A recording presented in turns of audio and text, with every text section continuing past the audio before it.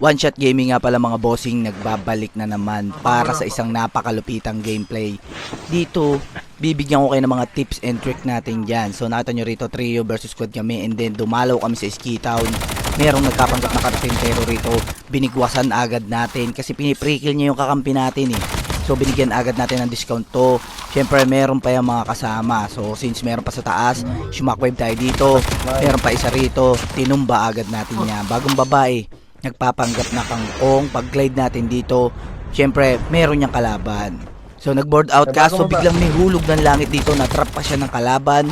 So pinabalik na natin sila sa lobby dyan.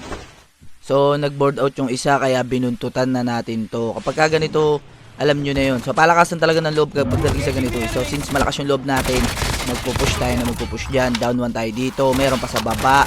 So second guy, bibirahin na rin natin yan. Bubugbugin na natin sila dito. Basta pag alam mo na kaya mo and then may tiwala ka sa tutok mo, go. Pero pagka hindi, pwede naman hindi. So since meron pa rito, binigwasan na agad natin to. So ganun tayo kalupit kapag nakakakuha tayo ng momentum, diba? So 10 kills na tayo rito, nag-rotate kami, and then may arsenal. So alam nyo na kapag may arsenal, may kalaban, diba? So kapag kaganyan may arsenal, huwag kayong bababa mismo sa arsenal, diba? So nag-board in tayo dito since meron doon sa front, kaso may nadaanan tayo dito. Dinamay na natin si Dudong, sabay push tayo dito. Napakaraming loot dito kasi ang dami nagbakbakan. So merong magdodog tag, kaso nakasalubong niya yung mga pogi dito. So sorry na lang, binigyan na agad natin yan. So pagka-loot natin dyan, nakita nyo wala ng arsenal, wala tayo inabutan, diba? Kaya kawawa talaga ang mga pogi dito sa Code M. So meron dito na mga gustong magpakilala. Yung isa rito nagsa-sightseeing pa, parang namamasyal lang. Binigyan na agad natin ng baon. So binigyan natin ng baon si kuya dyan. Nag-push tayo dito, nag-board in yung pogi. Kaso may nagpo-floor wax, kaya tinuluyan muna natin yan.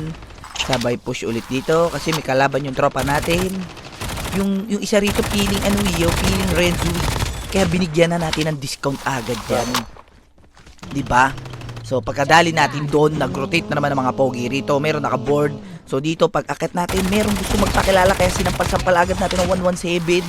Diba, kahit hiram lang natin yan, binugbog na natin sila dito, na down pa yung tropa natin, igaganti natin yan. So ito medyo palusto, hindi natin agad nadali, diba? Ano pa siya, nagpahabol pa eh. Kaya tayo ay nainis. Pag shockwave natin 2 beses hindi tinamaan, so binira natin kahit naka-board. Dahil palong-palo ka, masyado mong ginagaling na mag-code M, mag-floor wax ka muna dyan, ha? So pagbalik natin, naka-arsenal tayo ng mythic. Yung isa dito, binigyan agad natin, sinampal-sampal natin ng mythic na hiram. Kaya tayo ay nagmumukhang mahirap, diba? Kasi nanghiram lang tayo ng mythic eh. So nadali yung tropa natin, igaganti natin yan. Isa rito, binugbog natin ng 117 ng tropa natin. Hindi atin yan, nanghiram lang tayo eh, diba? Kasi sinasampal tayo ng kahirapan. So pag push natin dito, merong mga nagbabagbagan, nag-throwable tayo, sabay tutok dito. Yung isa kinain yung bomba agad natin doon. Down 1 na nga sila dito. Pag push natin, biglang merong hulog ng langit dito. Tinutukan natin si Dudong dyan. Dinamay na natin yan. So down 2 na tayo dito. Syempre magpo-push na naman ang pogi. So pag push natin dito, kala ko may mga may gatekeepin sana ako eh. Kaso masyado malayo ang zone. Tapos nagul tayo, biglang may tumututok sa akin dito. Tinutukan natin si Dudong within 3 seconds, hindi siya tumagal. Sabay board in ulit yung pogi dito. Nagulat tayo, may nagpapanggap na statue rito. Tinutukan natin, nalusaw siya within 4 seconds.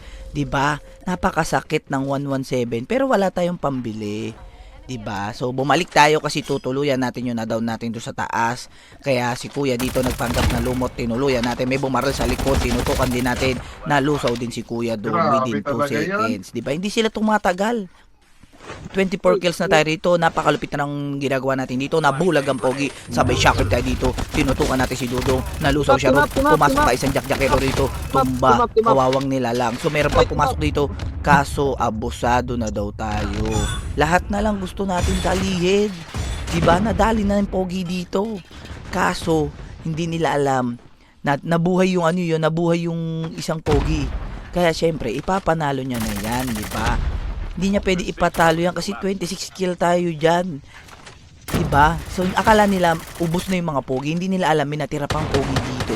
Kaya pinira na sila ng pogi dyan, diba? napaka-basic mag-code M. Ako na nagsasabi, huwag ka lang ma-stress, huwag ka lang mainis.